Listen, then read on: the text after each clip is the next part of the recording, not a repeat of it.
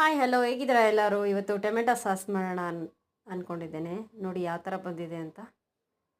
ಈ ಥರ ಬಾಟ್ಲಿಗೆ ಹಾಕಿ ಇಟ್ಕೊಂಡ್ರೆ ತುಂಬ ಚೆನ್ನಾಗಿರುತ್ತೆ ಹಾಕ್ಕೊಳ್ಳಿಕ್ಕೆ. ನಾನು ಎಕ್ಸ್ಟ್ರಾ ಇತ್ತು ಅಂದ್ಬಿಟ್ಟು ಗಾಜಿನ ಬಾಟ್ಲಿಗೆ ಒಂದು ಸ್ವಲ್ಪ ಹಾಕಿ ಫ್ರಿಜ್ಜಲ್ಲಿ ಸ್ಟೋರ್ ಮಾಡ್ಕೊಂಡಿದ್ದೀನಿ. ನೋಡಿ, ಈ ಬಾಟ್ಲಿಗೆ ತುಂಬಿಸ್ಕೊತಾ ಇದ್ದೀನಿ.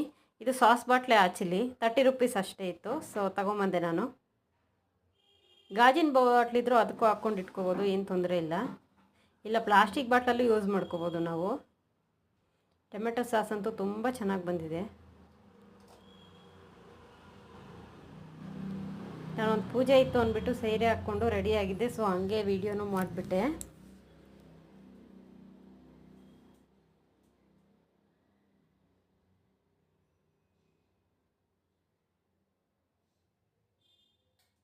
ಈಗ ನಾನು 2 kg ಅಷ್ಟು ಟೊಮೆಟೊ ತೊಗೊಂಡಿದ್ದೇನೆ.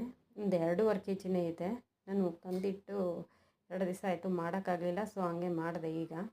ಈಗ ಬೇಯಕ್ಕೆ ಇಟ್ಕೊಂಡಿದ್ದೀನಿ. ಎಲ್ಲ ತೊಳೆದು ಹಚ್ಚಿಟ್ಕೊಂಡು ಒಂದು ಪಲಾವ್ ಎಲೆ, ಒಂದು ಉದ್ದಿಂದು ಚಕ್ಕೆ ಹಾಕ್ಕೊಂಡಿದ್ದೀನಿ. ಅದು ಫ್ಲೇವರ್ಗಷ್ಟೇ, ರುಬ್ಲಿಕ್ಕೆ ಹಾಕೋದಿಲ್ಲ. ನೋಡಿ, ಈಗ ಚೆನ್ನಾಗಿ ಬೇಯಿಸಿಟ್ಕೊಂಡಿದ್ದೀನಿ. ಇದು ಸ್ವಲ್ಪ ತಣ್ಣಗಾಗಿದೆ. ಇದನ್ನು ಒಂದು ಮಿಕ್ಸಿ ಜಾರ್ಗೆ ಹಾಕ್ಕೊಂಡು ರುಬ್ಕೊಳ್ಳೋಣ. ಈಗ ಚಕ್ಕೆನ ಅದನ್ನು ಫ್ಲೇವರ್ಗೋಸ್ಕರ ಹಾಕ್ಕೊಂಡಿರೋದು, ಅದನ್ನು ರುಬ್ಬಕ್ಕಿಲ್ಲ. ಅದನ್ನ ಎತ್ತಿ ಸೈಡ್ಗೆ ಇಟ್ಕೊಂಡ್ಬಿಟ್ಟಿದ್ದೇನೆ ಆಲ್ರೆಡಿ. ಈಗ ಬೇಯಿಸಿಟ್ಕೊಂಡ್ರು ಎಲ್ಲ ಟೊಮೆಟೊನು ರುಬ್ಕೊಂಡು ಈಗ ಸೋಸ್ಕೋತಾ ಇದ್ದೇನೆ. ಯಾಕಂದರೆ ಬೀಜ ಅಥವಾ ಸಿಪ್ಪೆ ಇದ್ದರೆ ಅದು ಸಪ್ರೇಟ್ ಆಗುತ್ತೆ, ಸೊ ಹಂಗಾಗಿ. ನೋಡಿದ್ರಲ್ವ ಯಾವ ಥರ ಬಂದಿದೆ ಅಂತ. ಇದು ಸೋಸಿಟ್ಕೊಂಡ್ರು. ಇದಕ್ಕೆ ಈಗ ಅದೇ ಬಾಣಲಿಗೆ ಹಾಕ್ಕೊಂಡು ನಾನು 1 ಸ್ಪೂನು ಶುಗರು, 1 ಸ್ಪೂನು ಚಿಕ್ಕ ಸ್ಪೂನಲ್ಲಿ ಖಾರದ ಪುಡಿ, 1 ಟೇಬಲ್ ಸ್ಪೂನು ಉಪ್ಪು ಆ್ಯಡ್ ಮಾಡ್ಕೊತಾ ಇದ್ದೀನಿ.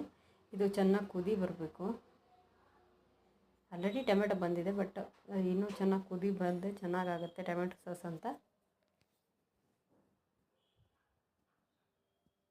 ನೋಡಿ ಯಾವ ಥರ ಕುದೀತದೆ. ಈಗ ಒಂದು ಮುಚ್ಚಳ ವೆನಿಗರ್ ಹಾಕ್ಕೋತಾ ಇದ್ದೀನಿ.